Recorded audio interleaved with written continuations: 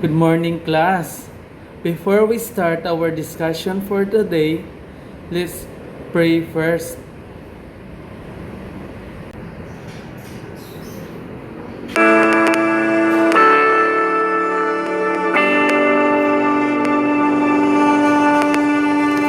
Let us pray. Dear Heavenly Father, thank you for this wonderful day. We thank you for the gift of life and all the blessings. We are grateful for the chance to learn and grow. Please bless our teachers as they guide us. And help us to listen, work hard, and be kind to one another.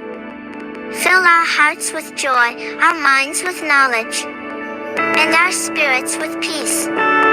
May we use what we learn to make the world a better place. These all we pray in Jesus' name. Amen. In the name of the Father, and of the Son, and of the Holy Spirit. Amen. So, before we start our discussion for today, so ato sang i-check ako sang i-check ang attendance. So, Jim Marie, say present if your name is called. Vincent, present. Geraldine, present. Charity, very good. So, perfect attendance ang tanan. So, naara gyud ang tanan. So, next is usa ta magsugod sa ato ang discussion karong adlaw. So, naatay akong i-discuss ang ato ang classroom rules. First is say please and thank you. Second, make friends and be kind. Third, always give your best. And fourth, raise your hand to speak. And lastly, think before you act. So, ato lang yung hunaw-naon for me nga ang ato ang classroom rules is na siya acronym nga SMART. So, be smart all the time, class. And now, I have prepared here an activity that will lead you to our discussion for today. So this activity is called the thirsty plant. So class, look at this plant. What do you think happened to it? Okay, Geraldine, it has no water. Very good.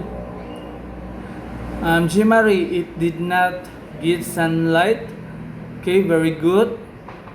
Vincent, it's not healthy. Correct. So this plant is sad because it is missing something from its environment. Very good. So now before we go our proper discussion for today, so let us recall our last discussion. So last time we learned about living and non-living things. Give one example of a living thing, Geraldine. Okay, very good. So plant is one of example of living things. So very good. So today we learned what plants we need, how they interact with things around them. So karon kay na ako'y giandam na sad nga lain na sad nga activity kay para naagi mo idea ug unsa di atong i-discuss karong adlaw. So ready na ba mo, kids? Okay, so our next activity is called look around you. So look at this plant on your screen. So what do you see around it?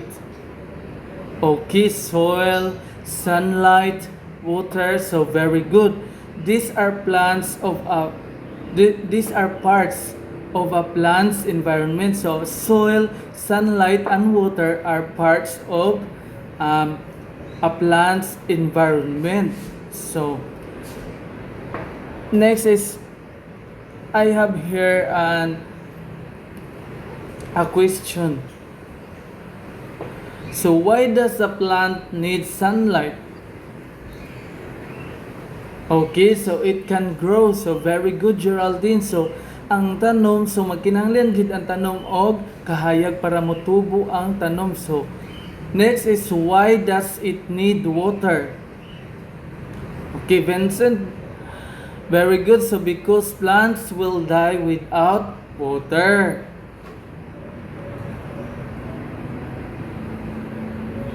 So class, our discussion for today is plant and their environment.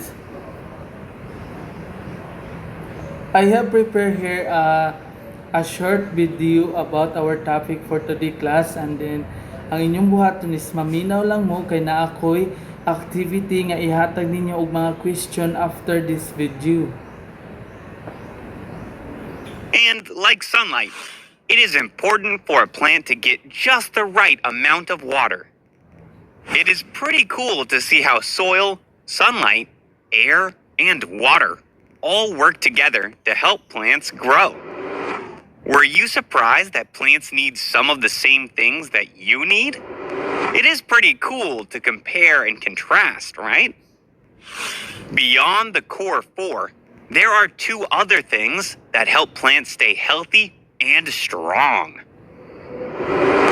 The first is temperature.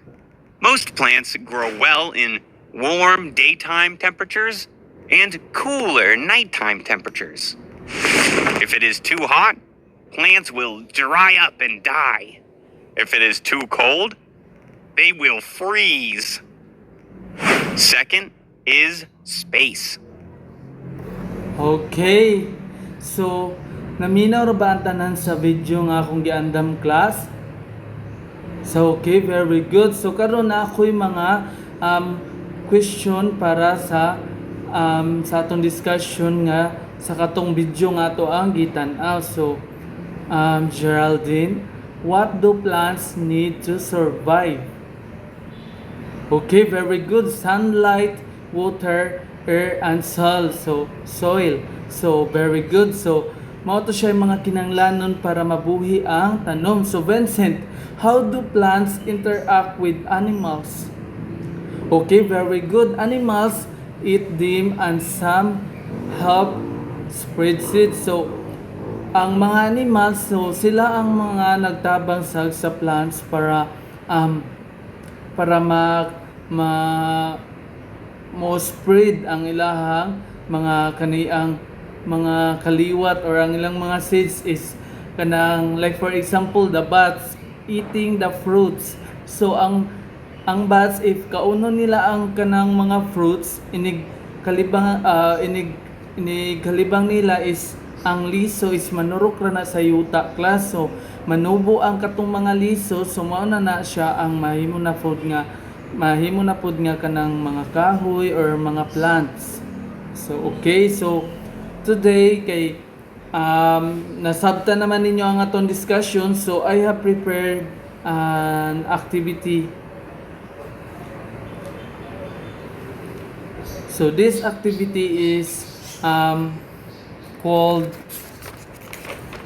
so wala ra din siya title. So I will read the directions. So draw a plant and include at least 4 things from your environment. So I will give you 5 minutes to do it, class. Okay, are you done, class? Okay, so I will collect your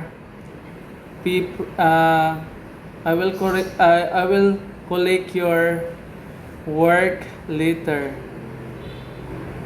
So now, so nasabta naman gid nato, no? So nag-andam naman si teacher og nag-discuss na si teacher, nag-andam na siya og nag-activity si teacher. So wala na gyud rason para dili nato masabtan, no, ug unsa atong gi-discuss karong adlaw. So now I will prepare a short quiz for you to answer. So I will read the direction first. So Choose the correct answer. So class, so answer this in a one whole sheet of paper. Are you done, class?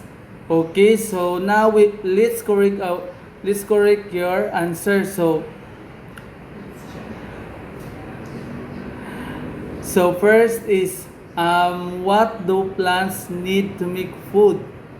Okay, very good. Sunlight. No, so ang tanong is nag-need jud siya og sunlight para mutubo ang tanom. So next is which is non-living thing? Okay, very good. So letter B, soil. So next, animals interact with plants. Okay, very good. Letter E, eating them. So nasabtan na gyud nato ang nasabtan na gyud ang tanan class, no? So very good. So karon kay nanasag ko'y giandam nga assignment para ninyo. So I will read the directions. So create a mini digital poster titled A Plant and Its Environment. So this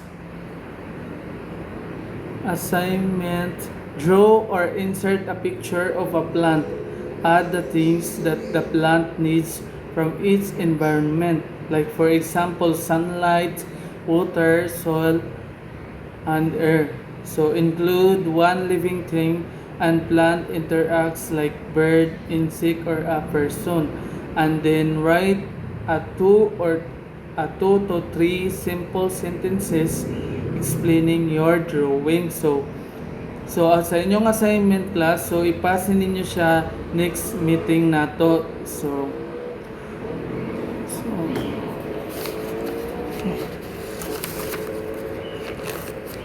Okay class, so unsa ra gani atong discussion karong adlaw?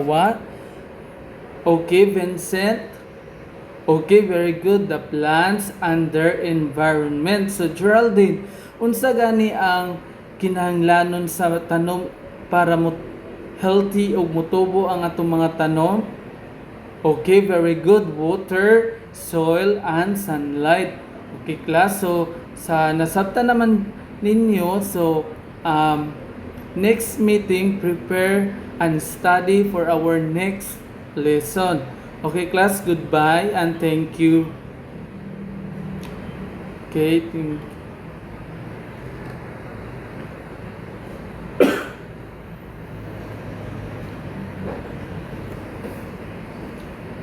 okay class, thank you and goodbye.